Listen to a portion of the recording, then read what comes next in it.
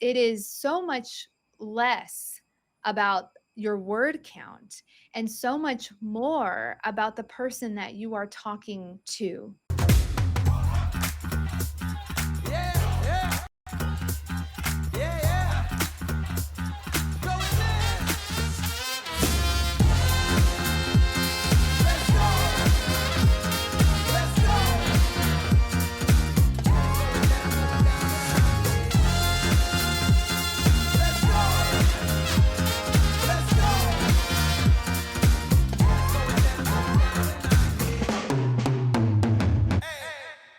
Welcome, welcome, welcome. We're here for another episode of Adventures in Business Live.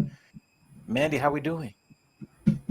Amani, I'm stomping. Can you hear me? I'm marching. Yes, I can hear the marching. We're here. Yes, I can We're hear the here. marching. Yes. I wish I had a trombone. I love parades. Okay, okay. Yeah. Yes. I'm Now, doing great. I'm doing great.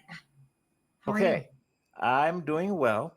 I returned Mhm. from Nashville late Friday night, Saturday morning. But Okay. I happened to see on the social media that you were at your first soccer game for San Diego FC.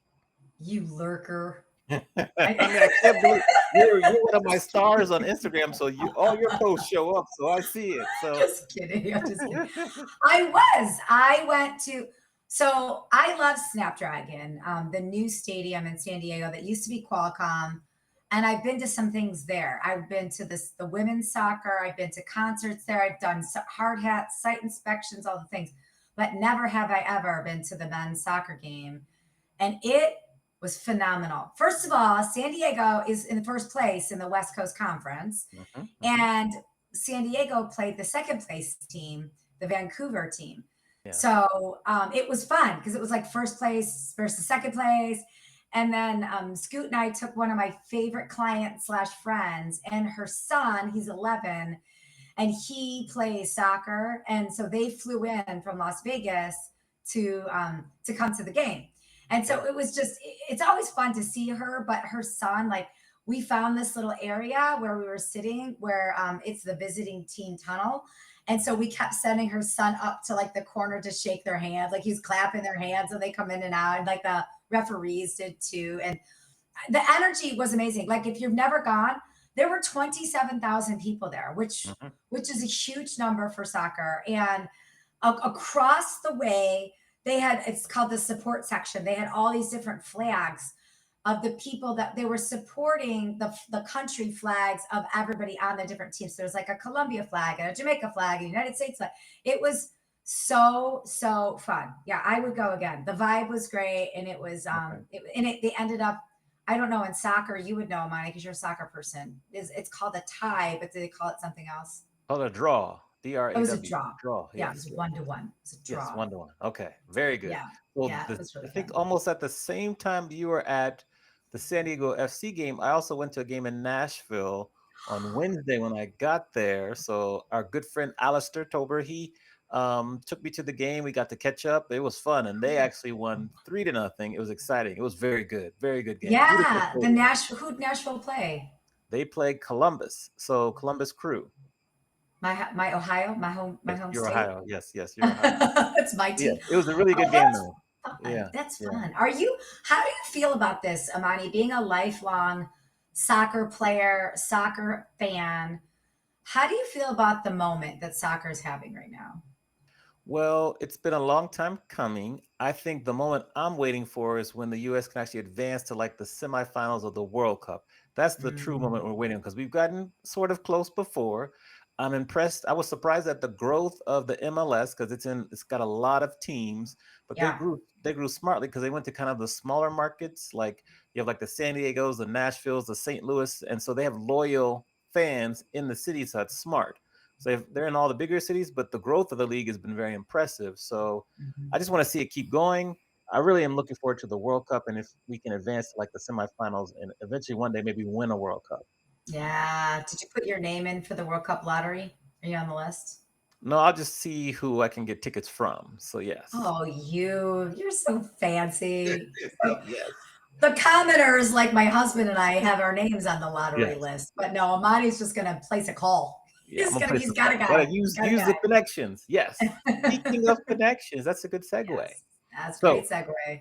our guest today, I had the pleasure of meeting Leslie at Brand Builders Group. I think we were at the April or the June accelerator. You have to remind me. And okay, okay. Okay, so I'm going to actually bring Leslie in now. So as we're talking, because you were in the green room, so I'm going to introduce Leslie. So hold on, let's do this here. So there's Leslie on your screen. Met at a Brand Builders Group Accelerator event, and we were talking about websites. And very soon after, I needed to create my website for my book, which was crucially important to the drive we were making towards bestseller lists and all the things, and they did a tremendous job. Like the website is beautiful. I still use it. I'm still going to use it.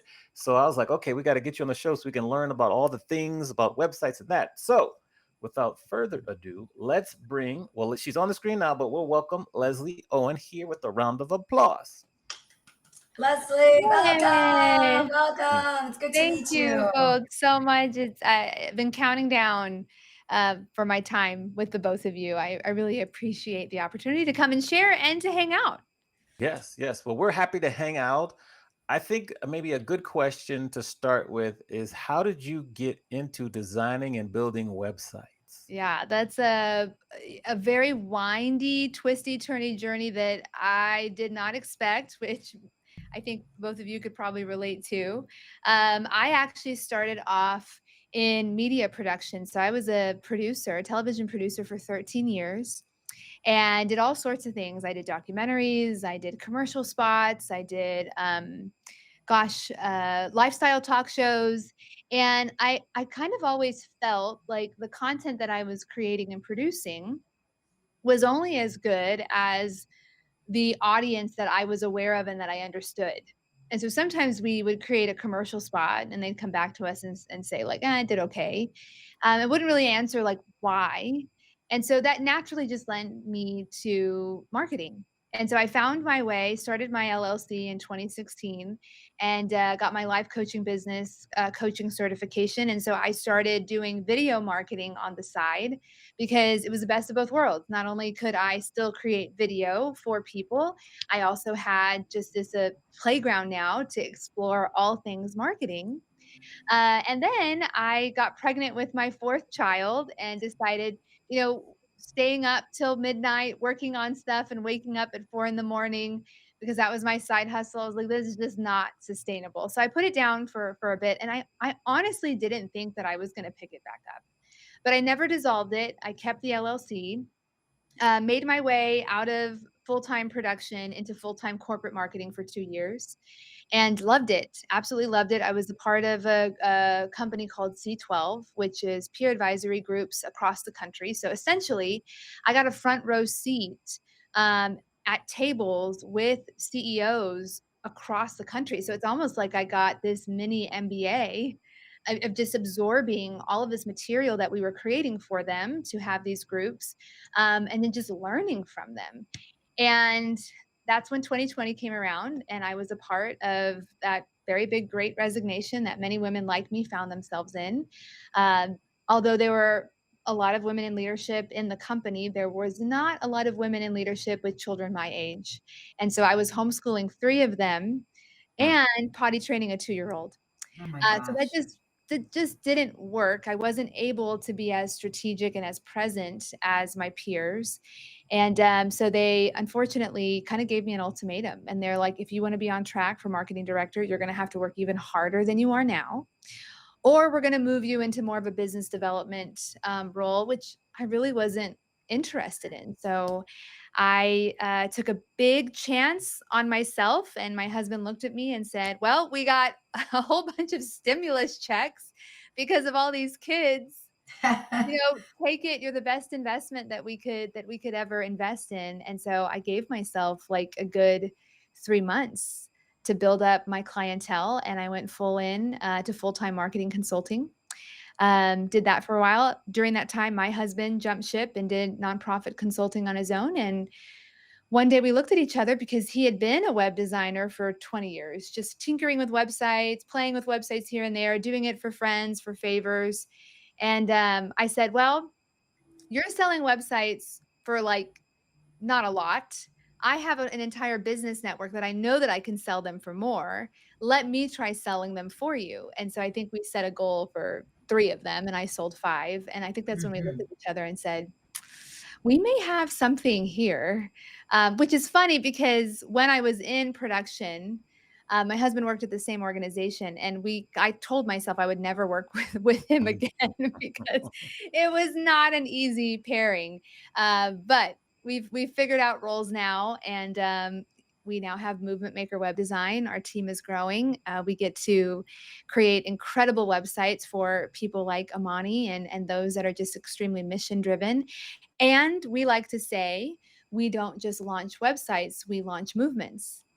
And that's what we do. So long road, but I would have no other way.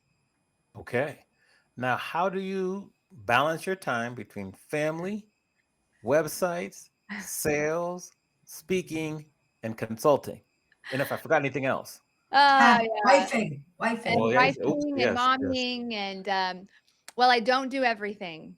I do not. I say no to a lot of things, but I think the biggest thing that I like to make really transparent is I have a lot of help. Um, I hired a house manager to come and help me manage my house. Meaning, I don't make appointments for my children. So I have someone helping me make the orthodontist appointments and the dentist appointments. I have someone that helps me take them to the orthodontist appointments. I have someone help me pick them up from school. So this coming school year, they're scattered across 3 campuses.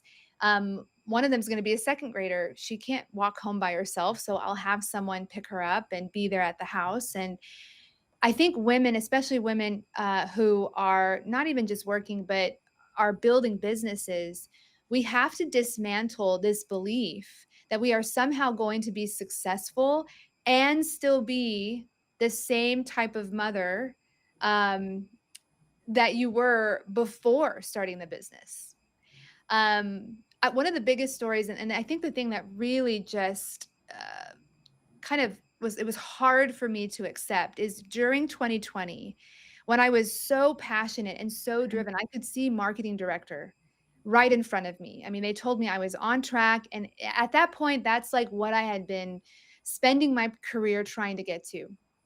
But when we all had to go home and I was homeschooling the 3 kids and potty training 1 because my husband was considered essential, I could not go to the office, but I had a male peer who was same level as me that had a wife at home that took care of all of the kids, and he would go to the office even though we weren't supposed to, would physically go to the office, and guess who was at the office too? The CEO. Yeah. And the Mm. CEO also had a wife at home that was taking care of all of the kids. And so it was a harsh reality that I was not able to step into a role or opportunities because of the reality of just being a mom and being a wife. I wouldn't trade it. I wanted to be there. I needed to be there. But when I transitioned into business, I was like, hey, this just needs to look different for me.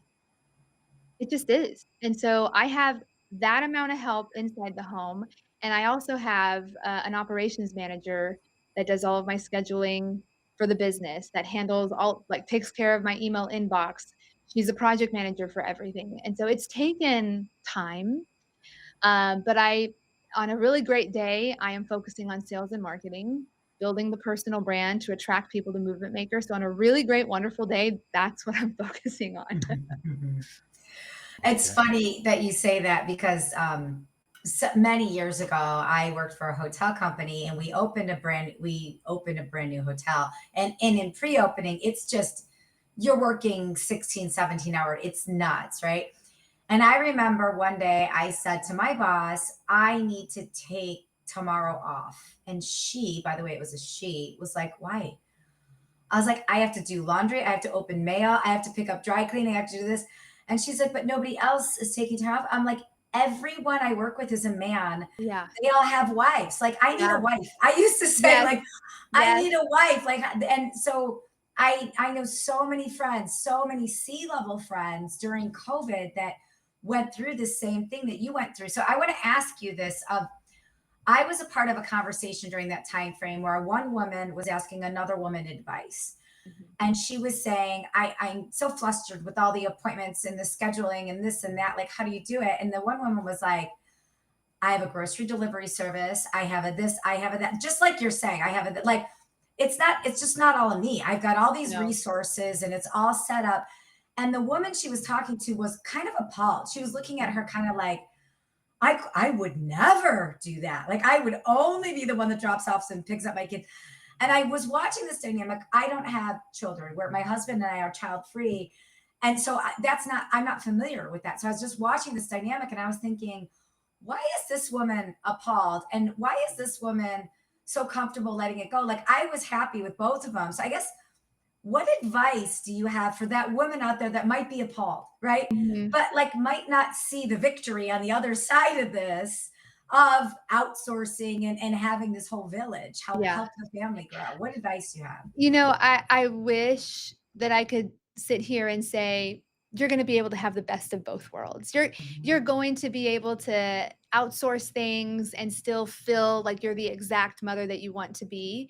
But the truth is that, I mean, I have a almost 14-year-old daughter that will make little comments because she's in that wonderful teen years, Bless and she'll you. make Bless you. comments like, "Well, when I get older, I'm gonna stay at home with my kids, and I'm gonna be there for this, and that." And so you like imagine me I'm doing all of this because, I want to be a model to my children that it's possible to pursue something that you're extremely passionate about and still have wonderful, I mean, care for your kids and be flexible. Like, we took a whole week vacation off with them last week.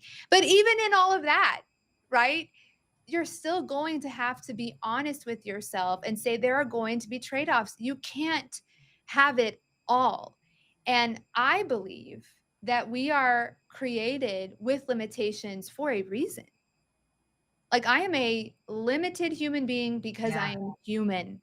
Yes. And every day I have chosen, and I will have to uh accept I'm not going to say consequences, but I'm going to have to, at the end of the day, like when my children are adults, I will have to accept the reality that I chose to run a business and lead it. And that is what I've decided to do. And I'm fully preparing myself with coaching and therapy that when my kids invite me into a therapy session and have maybe questions on why couldn't you be at home? Why couldn't you pick me up? Why those things that will inevitably pop up. I want to be able to be there, to be emotionally mature enough to listen and to say, "Yeah, I hear where you're coming from," and yet still not have any regrets because I Yeah. know me. And I think it's gonna come down to this woman who's like, "I could never." Um, you gotta know yourself. I know that Mhm. at the end of the day, if I were to put all of this away and stay at home, I'm not a happy person. And I tried it. I did it for 3 months. In between leaving my full-time job and starting consulting, it was summer. So I was like, "You know what? I'm not gonna do any client work. I've always wondered what it's like to be a stay-at-home mom." And so for 3 months, I did it, and I've never felt more jealousy, more envy. Mhm. I'd see my single young friends, posting online and just being like, "Going to the grocery store, it must be nice to pick up and leave whenever you want to." And I was Mm. like, "Where is this coming from?" But it just didn't work for me. So, it may sound impossible to that person, like I could never, but the challenge that I will say to someone that's coming like that, if you have tried to lower the volume on that little voice that is just ambitious, and no matter how much you try, that little ambitious voice keeps popping up, always with the ideas, with the business ideas, with I could be doing this, or what if that happened? And if you've tried your hardest, I promise you, pouring all of that into your children who are inevitably going to leave because they're supposed to, that's not going to fix all of it. It's not going to be the thing that you're looking for. And that was for me. I could, as much as I tried, I could not turn off that ambition of wanting to do more. So, yeah. That's a damn good clip, Leslie. Thank you. That's good. That's good. I hadn't even thought about, like, hey, you've got the ideas, you got the vision, you have the ambition, but you're substituting that for pouring it into your kids. I hadn't thought about what that looks like. And I bet that happens all the time. Good or bad, right? There's no right or wrong there. But I hadn't thought about, are you filling a void? Like, just don't fill the void. You can do it all, but you've got to use the resources. Yeah, Yeah. that's good, Yeah. great information. Yeah. Thank you. Now, what, as we kind of take a shift, as you're designing websites and you're doing a lot of work on the daily, what are Mhm. some current trends that you're observing that you think we, in terms of our audience, should be paying close attention to? I love that. So it comes down to content. You know, every day we see existing websites that come through our doors that are just so word heavy. And it's just so natural for the business to feel like this needs to be a digital brochure about everything that we do and everything about who we are. And actually, we're right now in the middle of a large mental health practice that has about 10 or 12 services. And each of those pages, I mean, it's like a novel. You're just scrolling and scrolling. And so right now, it is so much less about your word count and so much more about the person that you are talking to, right? And the reason for that is because your content needs to feel like a playground. People know that they can stop at your website and they can leave and never come back. And they expect more than just a whole bunch of services page and about us page. They want the resource hub. They want the videos. They want the podcast. They want um, the ebook downloads. They want the assessments. They want so many different things to play with as they consider if you're a right fit for them or not. Mm. And instead, I still see a lot of outdated strategy, which is a whole bunch of words and a contact form. And that simply isn't enough anymore. So that's definitely a trend of less of the digital brochures, more of the very client-centric language. And of course, you know, and this is why Amani and I are investing so much time and resources into Brand Builders Group. Personal branding on your website is very key. People want to know who they're doing business with. Hmm. So faceless company websites that feel cold and distant, they just don't cut it anymore. We work with a lot of business owners that have been around for a while. And so a lot of them tell me, well, you know, marketing has never brought in any business for me. It's all been word of mouth and it's all been referrals. And I tell them, well, that was when you weren't doing business in a digital economy and you are now. And so every day, people are going to expect to find you online. And if they don't have anything to look at that looks great and is, you know, high quality content, then they're going to piece out and they will choose someone that does. And that means even if the person isn't as educated as you, as knowledgeable as you, as experienced as you, if they have platforms that look better than yours, they will choose them.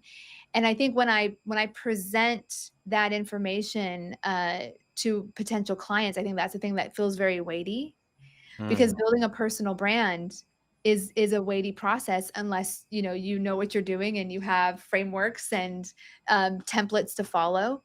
So that's certainly trending right now, and that people want people. People want to talk to humans. They don't want to talk to nameless, faceless companies anymore. That's funny People you say buy from that. people. People buy from people. Yeah, Yep. because Mhm. at our most recent accelerator this past week, the theme was like humanness. Yeah, And so yeah, that's very interesting that you would say that you weren't even there. yeah. What is maybe two or three of your favorite examples of how you see clients share their personal brand on their websites? It's all about the way that we write. The way that we write our content. Again, it's not right out the bat talking about what you do. It's having a very keen understanding of who you're talking to and what they're dealing with and what they're going through. So I would say copywriting is extremely important about personal branding. It's understanding the messaging. Like, how are you drawing them in? I would say the second thing is your call to actions. You would be very surprised to know that many people don't have call to actions throughout their website. A lot of them just stick to one in the top right corner, and they'll never have any throughout the other one. And I look at calls to action as a conversation. This is your way of allowing your website not to be a one-sided conversation, because who wants to be in a one-sided conversation? That's not human, right? So when we put very strategic call to actions throughout your website, throughout that page, it's like you're pausing and you're asking them and inviting them into that conversation. Hey, schedule some time for us to talk. Hey, discover more. Hey, take this 3-part quiz, whatever it is. But you're pausing to allow to hear from them. So I would definitely say that that's how we can insert that personal branding. And then, of course, when it comes to the resource hub, we call it a resource hub page. So uh, you could probably equate this to your blog. So maybe before you had a blog page, well, now we call it a hub. And so this is where you're not only going to host articles, you're going to have the videos, you're going to have the podcast, you're going to have the downloads, the assessments. This is where you really allow personal branding to shine, because this is where you can create content and post all of that in one place that gives them multiple things for them to do. So I would say copywriting is key, call to actions and invite them into a conversation, and then your resource hub, showing them all about who you are and how you help solve their problem. What I bet that you're probably like Amani and I are in our separate fields, right? Like for me, for sales, whenever I'm interacting with a salesperson, there's like a couple things that I can scan quickly and I'm like, oh God, that was awful. Right. So like when you're scanning websites, like what are a couple things that are just like punches in the gut, or they just make you go, ew, like what are those things you're seeing? So we do conversion optimization audits, when certain clients ask for them, and certain clients they need conversion optimization. And that's essentially us looking at the website and asking this big question: does your website call people to take action, and do they take action? So when I talk about those call to actions, one of the big things that I see again is they just have one call to action on a homepage. That's not a homepage that's optimized for conversion, because there's one place for them to do it, and they're scrolling and they could leave.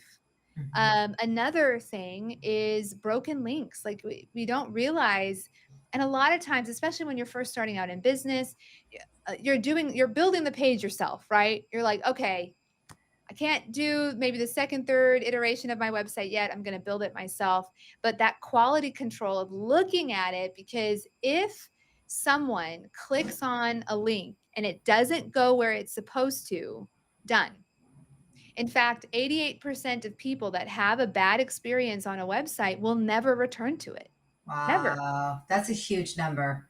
It's a huge number. And so when Yeah. you break that down, the average small business gets about, let's say, about 400 people to their website a month. Can you imagine if over 300 people never returned, never came back? And like if you were in front of those people, and if you had a storefront, because I very much see your website as your home base, if it was a storefront and they couldn't even get through the door and they're like, I just won't come back. Yeah, that's So awful. That's a big you got to number. think about it that way. But if they have a great experience, if links are working, you're inviting them to the conversation with call to actions, they see themselves in the copy, Mhm, they mhm, feel understood and heard, then it really can be a place that engages them. And I like to say your website should be the heart of your marketing strategy. Mm. It should be the thing that, just like our heart pumps energy into our body, your website should be pumping energy into all of those marketing platforms that you have that should be connected to the website. So, yeah, those things kind of make me cringe. Um, Design wise, I mean, there are some things that you can just tell this website was built about 5 years ago. Maybe the logo's way too big. Here's a big one. You may be designing on desktop, but when you look at it on mobile, or maybe you haven't looked at it on mobile, and your mobile website is a mess, over 60% of people will look at your website on mobile, if not more. Mm. And so if it looks a mess and things aren't even there, and maybe there's like text all over your face because you didn't think about that for mobile, you're losing a lot of people because of that. Yeah, I'm gonna have to re-listen to this and take notes, take action because this is like so much, too much You to and write me down. Let's go both. back and check. Yeah. Yeah. You and me How both. how is AI impacting SEO? Oh, this is a great one. So I just got off a call with our SEO strategist, and she was talking about how even when we go back to copy on the website, we're not looking to create novels. We're looking for something to be engaging, to be client focused, and to be bite sized. Like I can grab onto that. So things like um, bulleted lists. And so we do a lot of that. We create good sections that have more bulleted lists are really great because when Google is looking, and now Google has their own version of AI, Gemini, Right. and everybody is seeing that those top results are its AI overview. That AI overview isn't looking for a paragraph that is this long. It's looking for the bite-sized content that answers the question that someone just asked. So when you're thinking about creating content for your website, think about it that way. How can this be easier for an AI overview to be posted on Google? So that's definitely one way we're seeing it change. Another way that we're seeing it change, we work with a local nonprofit here, and she did on ChatGPT. She was like, "Tell me the top nonprofits that work with aged out foster youth." And she sent me the results, and she was like, "Why are we not on here?" And the crazy thing was from a local SEO perspective. So you have overall SEO, which helps you rank from like a national level, but then you have local SEO. So when you put specific keywords like your city that you live in or the city that you're doing business in, that's considered local SEO. Well, we realized that ChatGPT was only pulling the results or pulling organizations that had Google business profiles. Mm. Mm. So even though we had I've heard done that. I've heard that. Yeah. we had done significant work from an overall SEO perspective, but we hadn't created a local SEO Google listing for them. AI wasn't even showing them at all. So that's something for a business to think about is, and you don't even really need a physical location anymore, I don't think, so long as you have an address that you can verify.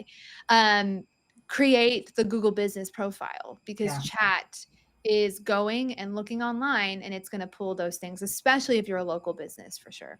Mm. Now, Right. what if you've moved from one city to the next? Do you just change it in Google? Yes. Yeah, you can go back and edit, and you can edit the address. They may have you verify. I'm sure they'll have you verify that.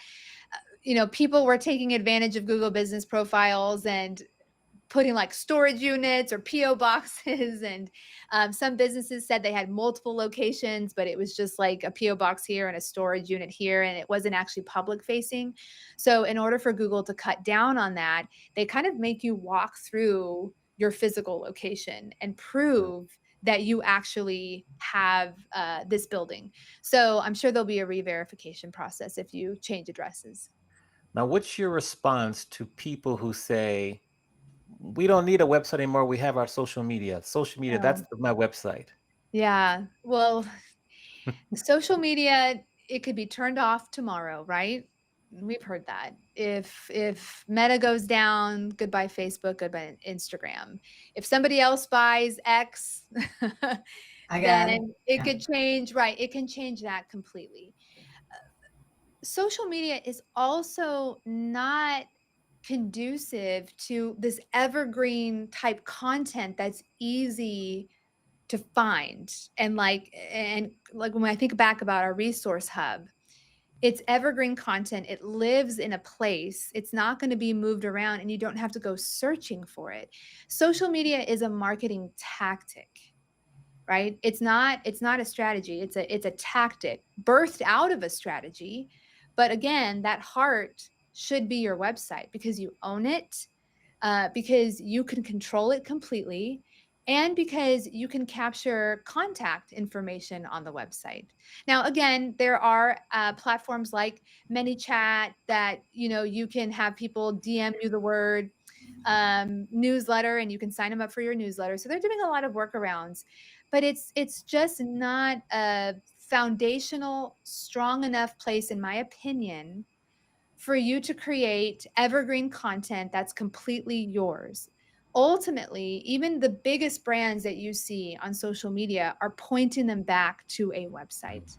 Mhm. So you could probably get so far, but a great example, let's say you are a baker and you're baking pies and you're taking all of your orders via DMs. That'll work until you start scaling, right?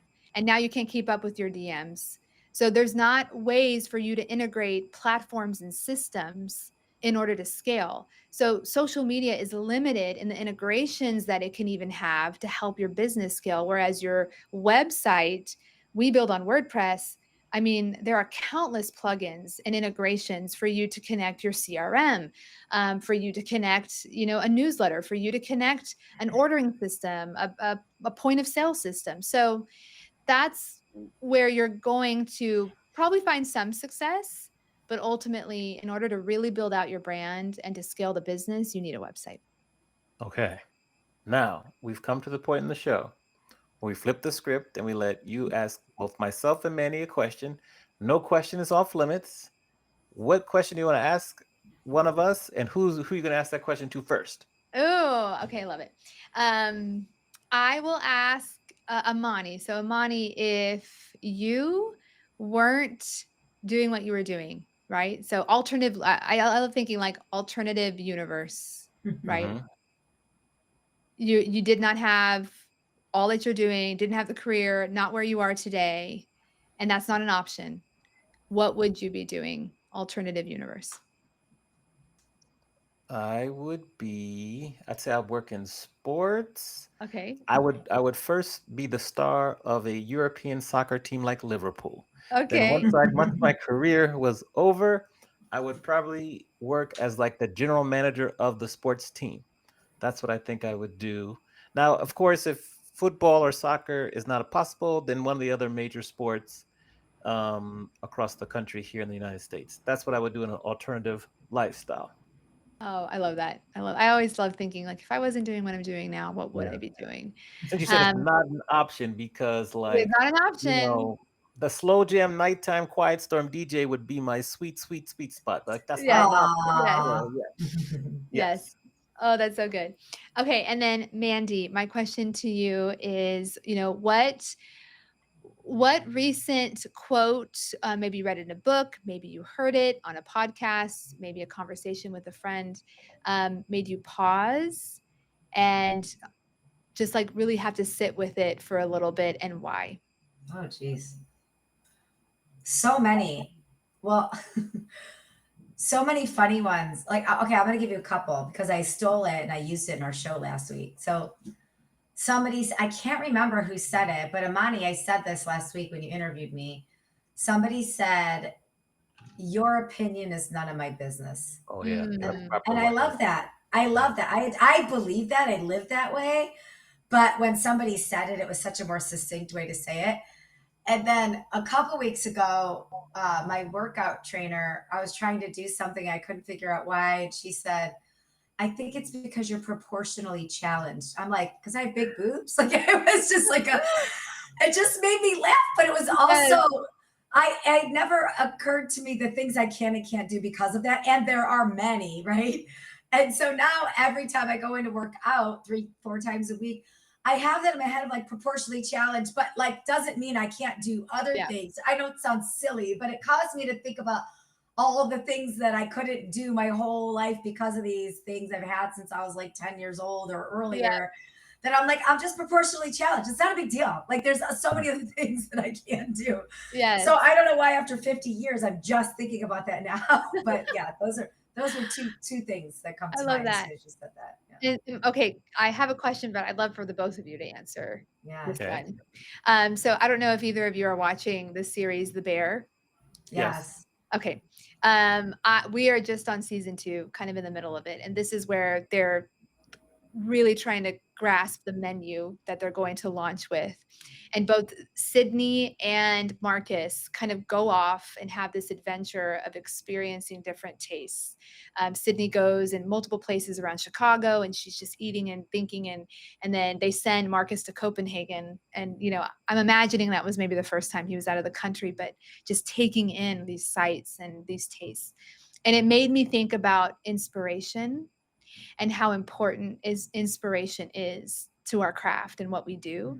And so my question to the both of you is, where do you go and or what do you do in order to be re-inspired? Oh, I'm going to answer this first because I was just writing about this in my journal this weekend. So I love this. I'm going to answer a bunch of things. So, inspiration for our podcast. I listen to a lot of podcasts that are hosts that are have a male and female co-hosts Mhm. Hmm. because I'm very interested in like what does the top of the show look like? What does the wrap of the show look like? How do they go back and forth? What is their interaction? Is there always one crazy one and one stable one? Like what does that all look like? Right. So I'm interested in how people ask questions. My aunt was telling she was a corporate litigator and she was telling me the best answers she ever got from witnesses were 5-word questions. Mm. And so in this show over the last several months, there was a couple times where I'm like, oh, I'm going to do an Aunt Dina question. Like I'm trying to incorporate like a 5-word question. So that's for the podcast. But I think for other parts of my world, I hop on my bike. Mm. Anytime I ride my bike in silence, like no music or anything, but anytime I ride my bike in silence, I will get inspiration. If I'm ever Mm. looking for inspiration, if I'm ever looking to sort out the tangled up things in my brains, which Yeah. inevitably happen like all the time, I just hop on my bike. And I used to ride my bike more, like I haven't been on it in 2 months. And over the Mm. weekend, I was like, I got to get back on my bike. Like when I'm riding my bike regularly, I feel so much more even keel, and it's Mhm. because I get all my inspiration like my best marketing ideas, my best like sales tactics, my best ways to be a wife and a daughter and all these other things, it literally all comes when I'm on a bike. So that's yeah, I'm glad I you love asked that. because I've just been writing about it all weekend. I love that. Yeah. So for me, I had to go through a point where I was writing my most recent book where I had to actually go on a trip, like a Mhm. solo writing retreat. I went from LA to Grand Marais, Minnesota, was in an Airbnb for like 5 days, 4 nights, right by Lake Superior. Was able to Oh, get wow. inspired there. A lot of driving to get there. So that was good. On a smaller basis, I like to go for walks. I like Mhm. to read books. I love to listen to a certain order of Mariah Carey albums that really help me. Mm. And those are like the main things that I do. And then there's one book where you could do like a 10 or a 12-week exercise, like The Artist's Way by Julia Cameron. Uh-huh. And if Oh, you do that book is so weekly, good. that really helps to kind of unlock or get some things unstuck. So I think it's a combination of those three things that I'll work on. Mm. That's Yeah. great. Yeah. Yeah. I think for with both of you, just changing up, like even physically being somewhere different is Yeah. Yeah. very key. Yeah. What about you? Let's flip this back on you. Where do you find inspiration? What do you do to lube up the inspiration wheels? I love the Renaissance. I The Renaissance period to me is just so inspiring.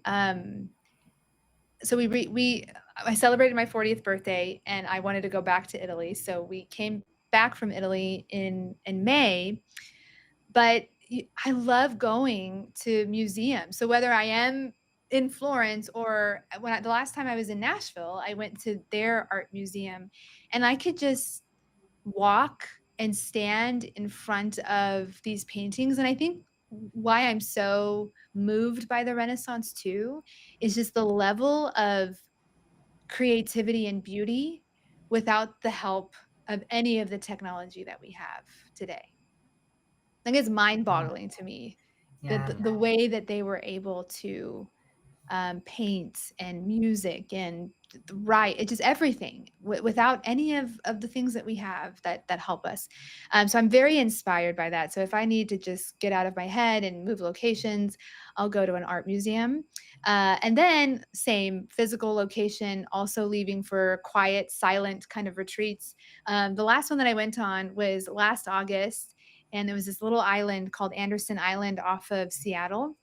Mm, And it was just quiet. It was just gorgeous. It was in the summer, and I just sat and stared at trees and went hiking by myself. And there's just a lot of beauty in that. It's like, I don't know if there's a quote, but there's like nature just like washes over me and kind of cleanses all of the stuff that kind of keeps running here. So those two things are pretty key for me. Oh, trees tell so many stories, don't they? Mhm. mm, Like, Mhm. I feel like I can just sit, like I'm looking at a tree right now, but I feel like I can sit and just stare at trees and just like there's life. There's so much Yes. stories in it. Yeah. yeah. And longevity. When I on one of the Mhm. hiking, trails that I was on over there, it was called the Grandmother Tree Trail, and it's because you end up going to this clearing, and they actually created a bench, and you're looking at this huge, I don't know if it's like a sycamore, or redwood, whatever is out there, beautiful, but it's huge, and you know it's because it's been around for hundreds of years,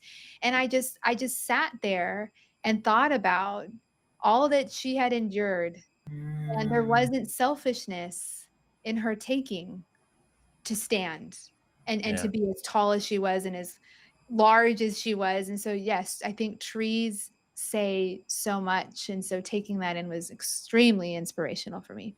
that's awesome. Interesting. Now, two-part question here. Because, and I'll kind of give you some context. Most creatives, like all three of us on this interview right now, don't see the value of investing in themselves. They just Mm. they don't kind of understand that concept. What inspired you to invest in yourself by joining Brand Builders Group? Ah. Well, I think it's a similar story to many of us that talk about how we got into Brand Builders Group. I was listening to a podcast. I had put off um, really taking that extra step into my own personal brand. I think in my mind, because I've come from media and production, I understand marketing. I think I just justified that I know how to do this. I can figure it out. I can figure it out. But it was when Rory Vaden was on the podcast and said that there is someone out there sending a signal, hoping that and praying that you will show up and begin to give the answers that they're looking for. And so that was just incredibly weighty, because at Mhm. that point, it wasn't just okay, I'll figure it out. It was like people are waiting for you to figure this out, and you keep putting it off because you'll find plenty of other things to do. And I was getting, distracted and stuck in a lot of client work because it's easy to do that. But when I thought about why my heart can't seem to turn off and why it feels like I sometimes, and I don't know if you guys have ever felt this way, but you're like you're jumping out of your skin knowing that you're supposed to be doing something. And when he equated it to, well, the reason you feel that is because people are sending a signal out for you to do it. That's when I knew, okay, I need it. This is serious. This is like, I believe, we get one life to live. And so this is like what I'm being called to do.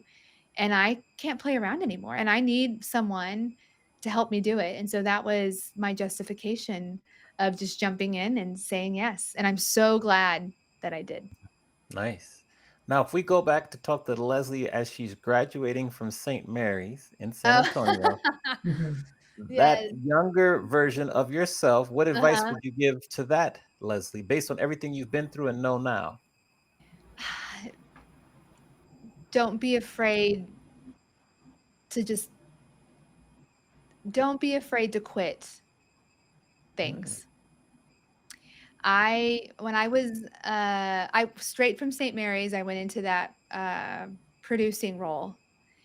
And it's not very common you don't see a lot of 22-year-olds hanging around an organization or a place for 13 years. And I think by year 10, I knew that I had hit like my ceiling. I knew that I had probably done as much as I could. And yet I think I stayed 3 years too long. Mm. Mm. And if I could go back and tell her something, it would be, don't be afraid to quit things. And it's just, there was just so much fear. There was so much fear as to like, what would I do? What if I don't get a job? Well, and because we had a very young family at the time. Like I said, my husband worked at the same organization. So, and there were, parts of his own fear that were maybe projected onto me, like, no, you can't leave. Let's just stick it out. But I would just be like, just do it. Like, just quit and see what falls into place. Because you honored that, I don't know, that feeling inside of yourself that it was time, instead of suppressing it. And then unfortunately, spending years then to untangle what it's like to not know your inner voice anymore. And I've had to spend a lot of years now figuring out how to trust myself again, because I had just cut off my ability to do that because I was looking to everybody to tell me what I needed to do. Mm. So yeah, I would definitely tell her, just quit and see what happens. See what happens. You can always go back. Always Yeah. go back, but Uh, I just, yeah, and in any situation when I've had made big bold moves that I was afraid to do, I've always, it's just, we've been provided for, like it's worked out. So yeah, just quit. Yeah. yeah. Awesome. I want to know about babes support babes Yes, because I saw yes, that. I'm like, I want to be in that. That's like so yes. fun. Tell me all about it. So in between, uh, when I put down my business and went into full-time marketing, like I said, I still had my LLC. So I can never just cut off my entrepreneurial visionary spirit. Like it just happens. I will have ideas and they need to go somewhere. So in 2018, my sister wanted to host a handmade makers market and had always wanted to. She was a handmade maker. And so she asked if she could host it in my neighborhood pavilion. So she had about, I don't know, 10 or 15 vendors come out. And we say that we had about 75 people come to the market. It doesn't matter that there was a swim team practice going on and all those people were the parents walking back and forth. It's a great But opportunity for buyers. exactly, they got to Yes. shop. And Yes. anyway, but her big thing, and she called it Babe Support Babes, because she had been at markets where the vendors just wouldn't talk to each other. It was very catty. And her big thing was community over competition. So, what we didn't expect is when that market was over, all of the vendors looked at her and said, "When is your next one? Because Mm. we want to join." Because I had helped market the market, I had kind of coached each of the vendors on how they could show up. Work on their own branding and all of those things. And so they had experienced a market in a very different way, and they wanted more of it. So in the fall, we hosted another market. I think we had 30 to 40 vendors, over 300 people came, and it was Wow. like a huge community event.